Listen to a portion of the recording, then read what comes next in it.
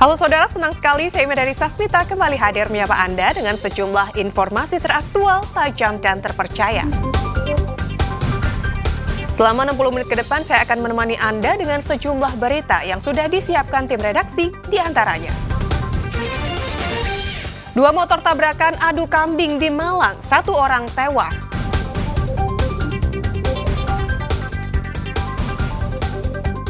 Pasca kecelakaan siswa, Dinas Pendidikan Jatim perketat izin outing kelas.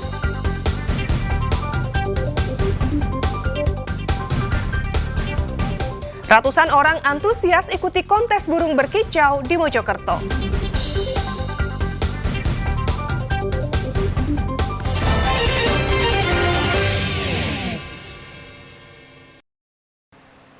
Saudara, seorang pemotor tewas dan 1 lainnya terluka usai kedua sepeda motor yang mereka kendarai terlibat kecelakaan di ruas Jalan Nasional Blitar, Tulung Agung. Peristiwa kecelakaan ini masih diselidiki Satlantas Polres Blitar. Kecelakaan maut ini terjadi di Jalan Nasional Jimbek, Kecamatan Kademangan, Kabupaten Blitar. Menurut warga, saat itu kondisi lalu lintas sedang ramai dan tiba-tiba terdengar benturan dari kedua kendaraan. Kedua pengendara motor tergeletak di tengah jalan, 1 korban mengalami luka ringan sedangkan 1 korban lain tewas di lokasi kejadian. Kedua motor ini diduga sama-sama melaju kencang hingga terjadi tabrakan adu kambing. Aku kan, di depanku kan ada mobil, itu tiba-tiba mobil kan ngerem, akhirnya kan minggir ke samping itu, ya ternyata di depan itu ada 2 orang yang terlibat di jalan raya. Kondisinya yang 1 parah banget, yang 1 luka ringan lah. Yang 1 sudah meninggal atau? Ya bisa dibilang begitu. Warga mana itu Pak yang korbannya? Ya nggak tahu kalau yang satunya warga Kates. Korban tewas dan luka dievakuasi ke rumah sakit untuk mendapatkan penanganan lebih lanjut. Kasus kecelakaan ini masih ditangani unit Gakum Satlantas Polres Blitar dengan memeriksa sejumlah saksi. Nur Ramadan melaporkan dari Blitar. Saudara, penyelidikan kasus pembunuhan disertai mutilasi terus dikembangkan polisi dengan memeriksakan psikologi pelaku. Hasilnya Muhammad Tri Hartanto, tersangka pembunuhan dan mutilasi koper merah di Ngawi, dinyatakan termasuk golongan psikopat narsistik. Hasil pemeriksaan psikologi tersangka pembunuhan dan mutilasi Rohmat Tri Hartanto terhadap kekasih gelapnya Uswatun Hasanah dipaparkan polisi. Direktur Reserse Kriminal Umum Polda Jawa Timur, Kombes Pol Farman menyatakan tersangka Rohmat Tri Hartanto didiagnosa masuk dalam golongan psikopat narsistik dengan ciri-ciri pelaku memiliki sikap antisosial, tidak punya perasaan iba terhadap korban ketika mengalami ketersinggungan, serta memiliki emosi yang meledak-ledak. Selain itu, bisa bersikap tenang saat melakukan pembunuhan dan mutilasi terhadap korban yang juga kekasih gelapnya. Psikologi terhadap pelaku didapati hasil dari tes psikologi ini oleh psikolog forensik, antara lain termasuk dalam golongan psikopat narsistik.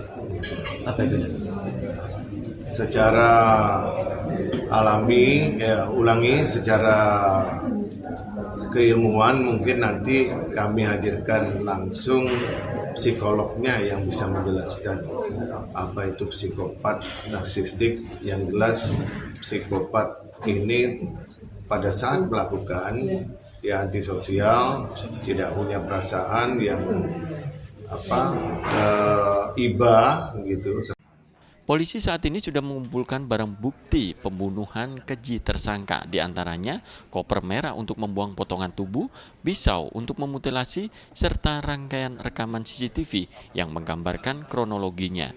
Tersangka Rohmat Tri Hartanto selain sadis membunuh dan memutilasi, juga menjual mobil korban untuk membeli mobil lain. Polisi menjerat tersangka Rohmat Tri Hartanto dengan pasal berlapis, mulai dari pembunuhan berencana, penganiayaan hingga mengakibatkan korban meninggal dunia, serta pencurian dengan kekerasan dengan ancaman hukuman mati atau seumur hidup. Wahyu Pratama melaporkan dari Surabaya.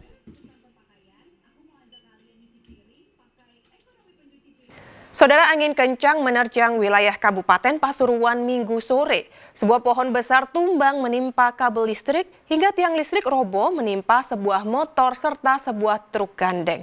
Akibat peristiwa ini, jalur Malang-Surabaya sempat ditutup.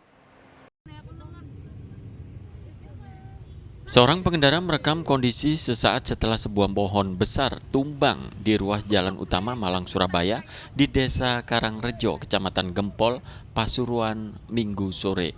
Tanya satu, namun 3 tiang listrik di sepanjang jalan itu juga roboh akibat kabel listrik tertimpa pohon yang tumbang. Kondisi itu menyebabkan pemadaman aliran listrik di beberapa tempat. 1 tiang listrik menimpa motor pengendara yang melintas. Tiang lainnya menimpa sebuah gapura dan atap sebuah toko. Pengendara motor sempat menyelamatkan diri sebelum tiang listrik menimpanya, namun motor korban rusak parah tertimpa tiang beton itu. Pohon besar setinggi lebih 10 meter yang tumbang jatuh melintang menutup satu ruas jalan Malang-Surabaya. Anggota BPBD Kabupaten Pasuruan dibantu warga segera mengevakuasi batang pohon untuk membuka akses jalan. Ini Pak, Yang menimpa tiang listrik ada 4, semuanya patah. terus? Terus gapuro dari RT 2, wilayah saya juga. Ini seharusnya pohon-pohon yang ada di seberang jalan musim hujan yang lebat dan angin yang kencang ini harusnya ditebang semuanya, dioperasi. Karena membahayakan gitu. Membahayakan, supaya agak ringan. Ini nimpa apa saja Pak? Selain motor, mobil. Mobil Kenceng nggak anginnya sini Pak? sangat kencang. Dahan pohon yang tumbang juga sempat menimpa kaca depan truk gandeng hingga pecah. Menurut Kapolantas Gempol AKP Johannes Hadiono, ruas jalan arah Malang-Surabaya tertutup dan terpaksa dialihkan ke jalan alternatif Apollo Karangrejo. Situasi angin kencang, tiba-tiba jatuh, ketimpa kendaraan roda 2, tapi tidak ada korban jiwa, tapi korban material itu sudah motor. Sejak beberapa hari terakhir ini, wilayah Pasuruan kerap diterjang angin kencang yang disertai mendung tebal dan menyebabkan sejumlah pohon besar tepi jalan utama tumbang. Bahkan beberapa hari sebelumnya, seorang pengendara motor tewas dan seorang terluka karena tertimpa pohon yang tumbang. Dandi Ari Gafur melaporkan dari Pasuruan. Pasca kecelakaan siswa, Dinas Pendidikan Jatim perketat izin outing kelas. Kami kembali dengan informasi selengkapnya sesaat lagi.